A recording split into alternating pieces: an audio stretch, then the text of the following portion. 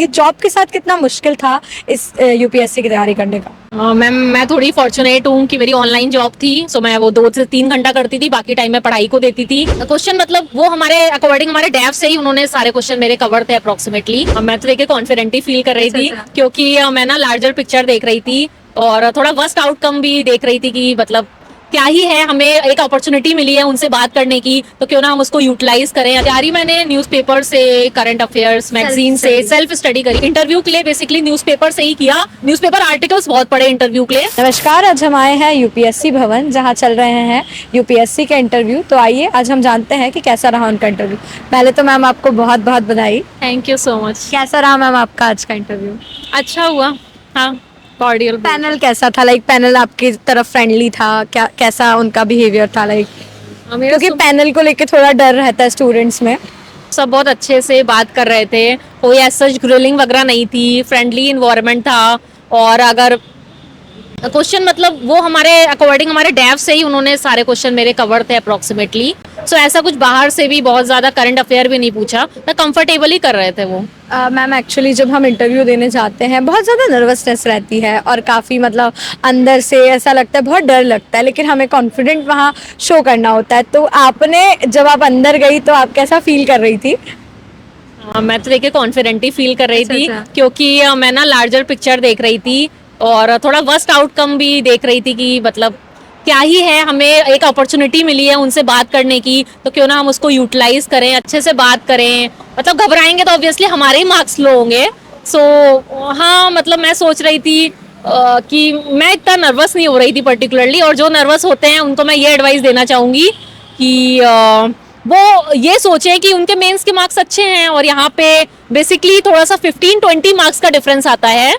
सो हाँ, जैसे 160 to 200 range रहती है। अब ये आपके उस पे भी है, बोर्ड पे भी थोड़ा सा है, वो कैसे मार्क्स दें, मतलब आपके हाथ में। अगर परफॉर्मेंस बात करना है तो आप वो करें, बाकी मार्क्स उनके ऊपर छोड़ दें। तो मैंने तो ऐसा सोचा। मैम आपका जो बैकग्राउंड है वो क्या था? लाइक किस चीज़ का आपका बैकग्राउंड था और कैसे आपने इस एग्ज़ाम की तैयारी करी? मेरा बैकग्राउंड मेडिकल में है, मैंने MBBS किया हुआ है। और तैयारी मैंने न्यूज़पेपर से, करंट अफेयर्स, मैगजीन से, सेल्फ स्टडी करी। फाउंडेशन कोर्स नहीं किया था, बाकी कोचिंग में टेस्ट सीरीज वगैरह लगाई थी मैंने, और इंटरव्यू के लिए मॉक इंटरव्यू दिए थे। सो हाँ, न्यूज़पेपर फोकस्ड और वही करंट अफेयर फोकस्ड, और जो स्टैटिक हमारी बुक्स होती हैं, लक्ष्मीकांत स्पेक्ट्रम, वो सब, और कोचिंगों के मॉडल आंसर्स मेंस के लिए और प्री के लिए भी दोनों मैंने पढ़े। और मॉक के लिए, इंटरव्यू के लिए बेसिकली न्यूज़पेपर से ही किया। न्यूज़पेपर आर्टिकल्स बहुत पढ़े इंटरव्यू के लिए। फॉर एग्जांपल आयुष्मान भारत जो डायरेक्ट मेरे मेडिकल से रिलेटेड है, उसके लिए तकरीबन मैंने 10 से 15 आर्टिकल पढ़े, देखा क्या प्रॉब्लम है ग्राउंड लेवल पे। ऐसा मैम जॉब के साथ आपने तैयारी करी, कितना मुश्किल है एक यूपीएससी जिसमें आपको अपने, ऐसा कहा जाता है कि दिन रात स्टूडेंट को तैयारी करनी पड़ती है, जॉब के साथ कितना मुश्किल था इस यूपीएससी की तैयारी करने का? मैम मैं थोड़ी फॉर्चुनेट हूँ कि मेरी ऑनलाइन जॉब थी, सो मैं वो 2 से 3 घंटा करती थी, बाकी टाइम मैं पढ़ाई को देती थी।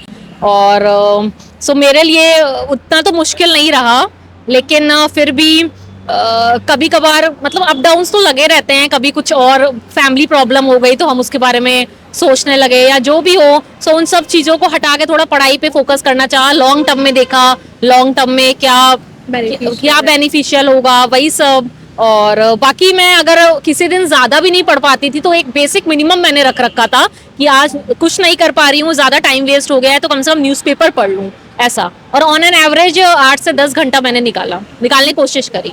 मैम हम बात करते हैं मॉक की। मॉक देना कितना हेल्पफुल है इंटरव्यू के लिए? मॉक देना बहुत हेल्पफुल है, बिकॉज मॉक देने से हम फैमिलियर होते हैं बोर्ड मेंबर से। हमारी अगर शाइनेस है तो वो दूर होती है, कॉन्फिडेंट होते हैं। कुछ कमियां हमको पता चलती हैं अगर हमारे में कमियां हैं। लेकिन थोड़ा सा ये भी खुद की भी सेल्फ एनालिसिस बहुत इंपॉर्टेंट है इनके अलावा, क्योंकि और मॉक्स के बीच में थोड़ा डिस्टेंस रखना जरूरी है। दूसरा मॉक कम से कम 4 दिन बाद होना चाहिए, जिससे हमने जो आंसर दिया उन पे हम सोच पाएं, और क्या है हम खुद से सोच पाएं। मतलब मॉक के साथ साथ आपकी सेल्फ थिंकिंग बहुत ज़रूरी है। सो मेरा इंटरव्यू आज 15 को था, मुझे थोड़ा कम टाइम मिला और मुझे मॉक भी ज़्यादा देने थे, ज़्यादा प्रैक्टिस के लिए। सो मैं थोड़ा सा, मुझे अगर लगता है इंटरव्यू प्रिपरेशन में मैं थोड़ा सा मैंने मॉक पे ज़्यादा ध्यान दिया। सो आई थिंक अगर मेरे मार्क्स अच्छे आते हैं वही मुझे हेल्प करेगा। मैम कौन सा आपका ये अटेम्प्ट था? मेरा अटेम्प्ट 5th था। मैम इससे पहले आपने इंटरव्यू दिया है? नहीं नहीं, इंटरव्यू मेरा फर्स्ट था। मीन्स मेंस दे चुकी हूँ, 2022 में मैंने मेंस दिया था और बाकी के 3 अटेम्प्ट मेरा सीसैट नहीं निकला था। मैम सीसेट में बेसिकली आपको क्या प्रॉब्लम आई? और बेसिकली स्टूडेंट्स को सीसेट में काफ़ी सारी प्रॉब्लम्स आती है, तो क्या प्रॉब्लम्स आपको सीसेट में फेस करनी पड़ी और आपने उस प्रॉब्लम से कैसे ओवरकम किया? हाँ मैम, सी सेट में ये प्रॉब्लम आती है, जो कोचिंग के मॉक्स हैं, हम ऑब्वियसली प्रैक्टिस के लिए मॉक्स लगाते हैं, वो लोग सी सेट का पेपर सिमुलेट नहीं कर पाते हैं। वो या तो बहुत हार्ड लेवल पे होते हैं या कभी कभार बहुत आसान लेवल पे होते हैं। सी सेट का लेवल हमेशा उनसे डिफरेंट ही आया है 22 में, 23 में, 24 में। सो ये थोड़ी मुझे एक प्रॉब्लम लगी। और सेकंड प्रॉब्लम ये लगी कि किसी एक चीज़ पर रलाई करना, मेरे ख्याल से मेरा सी सेट नहीं निकला किसी एक चीज़ पर रलाई करने से। मैंने कंप्रहेंशन पे बहुत ज़्यादा रलाई किया और फिर फिर नेक्स्ट ईयर मैंने सोचा मैं क्वांट पर रलाई करूंगी। सो क्वांट टफ आ गया 2023 में। सो ऐसे ऐसे मैं होता यूपीएससी में आपको सब कुछ तैयार करना होता है। सब कुछ तैयार करना होता है, लेकिन आपको थोड़ा बैलेंस करना होता है। पहले आप अपनी स्ट्रेंथ समझो। अगर आपको लग रहा है आपकी स्ट्रेंथ कंप्रहेंशन है, लेकिन आपको ये समझना होगा कि कंप्रहेंशन थोड़ा सब्जेक्टिव होता है। तो आप रीजनिंग क्वांट से इजी होती है। आप रीजनिंग अच्छे से पढ़ें, क्वांट बेसिक कर लें, बेसिक कुछ टॉपिक्स कर लें। और अगर आपको क्वांट लग रहा है तो वो तो वेरी ऑब्जेक्टिव, तो आप कंप्रहेंशन कोशिश करें कम करें, because it's again very subjective. So ऐसे ऐसे आपको अपनी सेल्फ थिंकिंग लगानी होगी। और बाकी कोचिंग के मॉक्स पे सी सेट के मामले में एटलीस्ट मैं बोलूँगी उत्तर रलाई ना करें, because they are very different. मेरा अब इस साल भी 24 में मैंने जो सी सेट का मॉक दिया था वो मेरा नहीं निकला था। जो लास्ट मैंने सी सेट का मॉक दिया था वो इतना टफ था, मेरा नहीं निकला। मैंने लेकिन स्टिल कॉन्फिडेंस बनाए रखा और मेरा असली जो प्री का सी सेट था वो मेरा निकला। सो प्लीज सी सेट के मामले में कोई सिमुलेट नहीं कर पा रहा है, सो आप अपने ऊपर भरोसा रखें और वहां पे छांट के क्वेश्चन करें, एक क्वेश्चन के पीछे ना पड़ें। क्योंकि क्वांट का कोई एक क्वेश्चन टफ है, उसके चक्कर में मैंने सुना है लोग 15-15 मिनट बर्बाद कर देते हैं, पूरा पेपर छूट जाता है। आपको ultimately it boils down to बस 66 मार्क्स, 66 मार्क्स आपको लाने हैं। प्लीज छांट के क्वेश्चन करें। स्ट्रेटजी बहुत इंपॉर्टेंट है, पढ़ाई प्रैक्टिस के अलावा वहाँ आप किस स्ट्रेटजी से सी सेट का पेपर करते हैं, that is very vital. Ma'am आपके जो इंटरव्यू में क्वेश्चंस पूछे, कोई ऐसा क्वेश्चन हो जिसमें आपको जो क्वेश्चन आपको टफ लगा हो, या ऐसे क्वेश्चंस कैसे क्वेश्चंस इंटरव्यू में पूछे गए आपकी हॉबीज से रिलेटेड या फिर आपके सब्जेक्ट से रिलेटेड? ज़्यादातर क्वेश्चन मेरे सब्जेक्ट से रिलेटेड थे, टेलीमेडिसिन से रिलेटेड क्वेश्चन थे, फार्मा कंपनीज से रिलेटेड क्वेश्चन थे, डॉक्टर से रिलेटेड क्वेश्चन थे।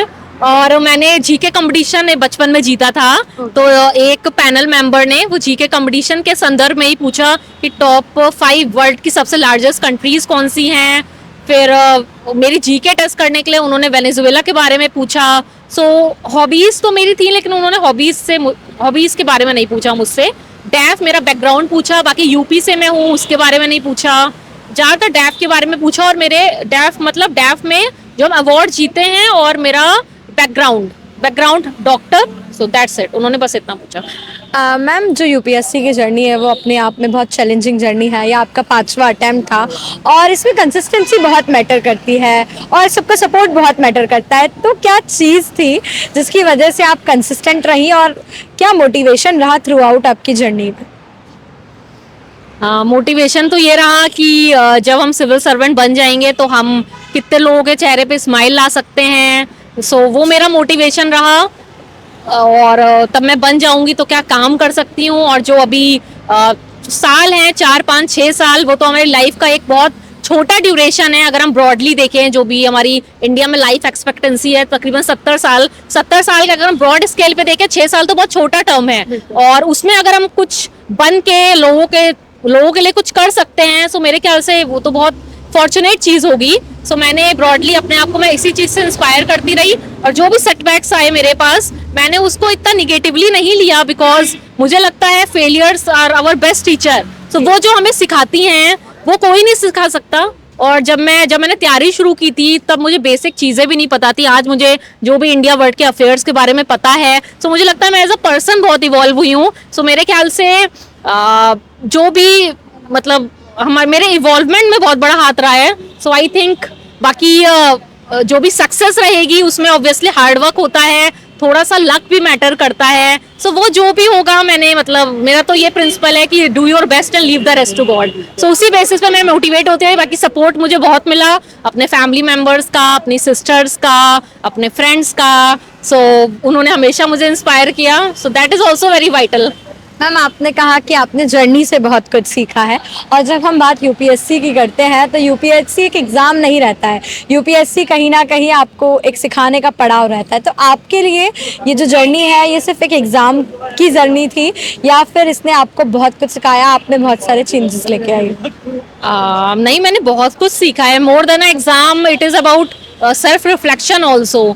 जब हम खुद के अंदर देखते हैं, हम सीखते हैं, हमारी खामियां देखते हैं, हमारी स्ट्रेंथ्स देखते हैं। जब मैंने तैयारी शुरू की थी, मुझे उतना नहीं पता था क्या मेरे अंदर स्ट्रेंथ्स वीकनेसेस हैं। आज मैं एज अ पर्सनैलिटी बहुत मुझे लगता है, जैसा कि जब मैं मॉक इंटरव्यू देती थी, वो जो भी बोलते थे उसके अकॉर्डिंग, सो उनसे इंटरेक्शन करा। Changes देखे बहुत मॉक इंटरव्यूज में मैंने इतने पैनल मेंबर संग इंटरेक्शन करा, मुझे उनसे बात करके बहुत अच्छा लगा। अगर हम इसको ऐसे देखें कि उनसे बात करने का हमें प्रिविलेज मिल रहा है यहाँ पे, इवन रियल इंटरव्यू में भी, तो उसको हम कितना पॉजिटिवली, कितने ब्रॉडर स्केल पे देख सकते हैं, रेदर एंड नैरो। एक एग्जाम जो होगा सो देखा जाएगा। सो मैं तो ऐसी लाइक पॉजिटिव थिंकिंग।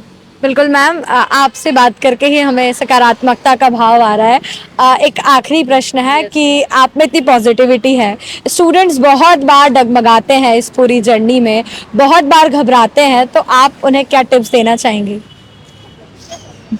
मेरा उनके लिए एक ही बेसिक थिंग होगी कि वो अपना बेस्ट करें और बाकी भगवान जी पे छोड़ दें, और जो होता है अच्छे के लिए होता है। अगर आज उनके संग कुछ हुआ है तो कुछ अच्छा करने के लिए ही हुआ है, और बाकी जो भी सेटबैक्स आते हैं वो मतलब उसके बारे में इतना ना सोचें, बिकॉज जो भी आज महान लोग बने हैं, जो भी पर्सनैलिटी बने हैं, आज हम देखते हैं उन्होंने क्या काम किया है, लेकिन उन्होंने कितने स्ट्रगल, कितने सेटबैक्स किए हैं। सो वही है, मतलब कुछ बड़ा अगर करना है तो सेटबैक से ही वो चीज़ तैयार होती है। सो मेरा कहना है वो अपना पढ़ते रहें, कंसिस्टेंट रहें, टेस्ट देते रहें, अपने दम पे जो कर सकते हैं वो करते रहें, बाकी एग्जाम में अपना बेस्ट दें, और बाकी जो हो उसको अपनी डेस्टिनी, अपने गॉड, मतलब जिस पे भी वो भरोसा रखते हैं उस पे छोड़ दें। मैं तो यही उनसे बोलना चाहूँगी। Thank you so much ma'am, thank you.